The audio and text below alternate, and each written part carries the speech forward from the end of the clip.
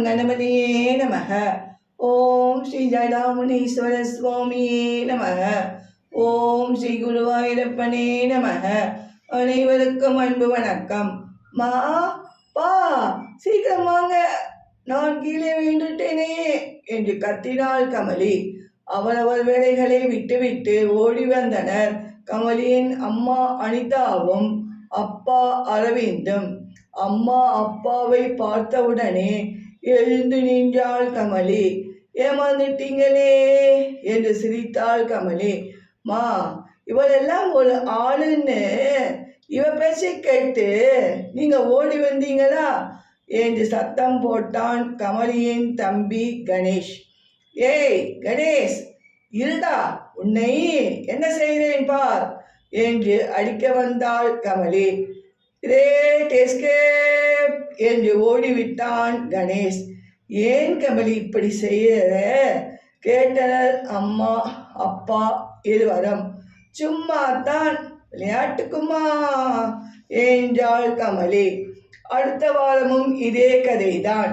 தான் கீழே விழுந்து விட்டதாக நடித்தாள் கமலி. பெற்றோரும் கணேஷ் வந்ததும் எழுந்து நின்று சும்மா தான் அப்படி நடிச்சேன் என்றாள் கமலி. அன்று ஞாயிற்றுக்கிழமை விடுமுறை தினம். காலை நேர அவசரத்தில் இட்லி தோசை தான் செய்ய முடிகிறது. இன்று காலை டிஃபனுக்கு புட்டு செய்யுங்கம்மா, ரொம்ப நாளாச்சும்மா என்றான் கணேஷ். ஆமா அனிதா, புட்டு செய்யுமா என்றார் கணவர் அரவிந்த். சரிங்க என்று புட்டு மாவு பிசைந்து கொண்டிருந்தாள் அனிதா. மா, நான் தேங்காய் துருவி தரேன்மா என்று கணேஷ் தேங்காய் துருவி கொண்டிருந்தான். அப்போது அங்கே வந்த அரவிந்த். கமலி எங்கே? அவளை கூடமாட ஹெல்ப் செய்ய சொல் அனிதா என்றாள் அரவிந்த். அதற்குள் மா, அப்பா, கணேஷ் சீக்கிரம் வாங்க, நான் விழுந்துட்டேன் என்று கமலியின் சத்தம் கேட்டது. இவளுக்கு தினம் தினம் இதே வேலையா போச்சும்மா என்றான் கணேஷ். சரி சரி, நீங்க வேலையை பாருங்க என்றார் அப்பா அரவிந்த். மறுபடியும் கமலியின் குரல் கேட்டது. டேய் கணேஷ், அவளை என்ன என்று போய் பார்ப்பா என்றாள் அம்மா அனிதா. சரிங்கம்மா என்று வெளியே வந்தான் கணேஷ். அங்கே நிஜமாகவே சேற்றில் கால்வலிக்கு கீழே விழுந்திருந்தாள் கமலி. கையில் காலில் சிராய்ப்பு வேறு.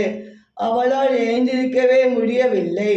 கணேஷ் தான் கை கொடுத்து அவளை மெதுவாக எழுந்திருக்க வைத்தான். என்ன கணேஷ், என்னாச்சுப்பா என்றபடியே வந்தனர் அனிதாவும் அரவிந்தும். கமலி இன்னைக்கு நிஜமாகவே கீழே விழுந்துட்டாப்பா என்றான் கணேஷ். சரி சரி வா என்று கமலியை அழைத்து வந்தாள் அனிதா. கைகால்களில் காயம் துடைத்து மருந்து வைத்தார் அப்பா அரவிந்த். இனிமேலே நான் இப்படியெல்லாம் செய்ய மாட்டேன்மா, ஏமாற்ற மாட்டேன்மா, பா சாரிப்பா என்றாள் கமலி. இந்தா டீ குடி கமலி என்று தந்தான் கணேஷ். நீ எப்பப்பா டீ போட கத்துக்கிட்டே கேட்டார் அரவிந்த். நான் டீ போடலைப்பா, அம்மா இந்த ஹாலிடே என்பதால் எக்ஸ்ட்ரா டீ போட்டு வச்சிருந்தாங்க, அதைத்தான் நான் சூடு பண்ணி கொண்டு வந்தேன்ப்பா என்றான் கணேஷ். தேங்க்ஸ்டா கணேஷ் என்றாள் கமலி. ஆமா அனிதா, பவி வீட்டு ஃபங்க்ஷன் எப்போ கேட்டார் அரவிந்த். இன்று மாலைதாங்க என்றாள் அனிதா. மா, நான் எப்படிமா வர்றது கேட்டாள் கமலி. உனக்கு என்ன கமலி, லேசான காயம் தானே, அப்பா மருந்து போட்டு இருக்கார், நீ டிஃபன் சாப்பிட்டு விட்டு அப்பா தரும் மாத்திரை போட்டு விட்டு சிறிது நேரம் தூங்கு என்றாள் அம்மா அனிதா. ஈவினிங் எல்லாமே சரியாகிவிடும் கமலி, நாம் காரில் தானே போகிறோம் என்றார் அப்பா அரவிந்த். அனிதாவின் தோழி பவித்ரா. பவித்ரா பரமேஷ் தம்பதியின் ஒரே மகள் பானு. பானுவின் பர்த்டே ஃபங்க்ஷன் தான் என்று.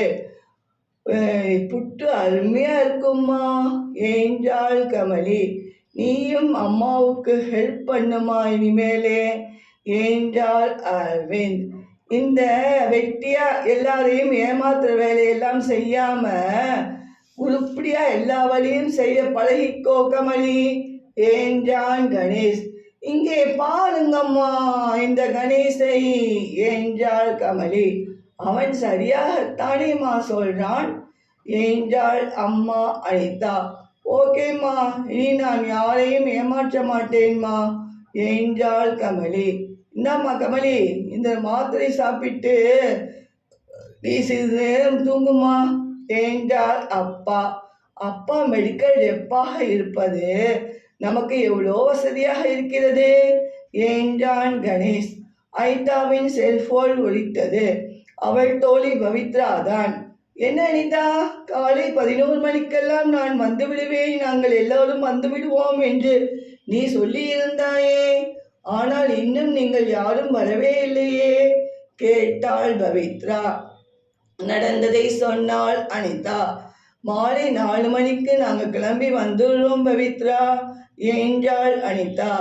ஓகே வாங்க, நான் வெயிட் பண்றேன், எதிர்பார்த்து கொண்டிருக்கேன் என்றாள் பவித்ரா.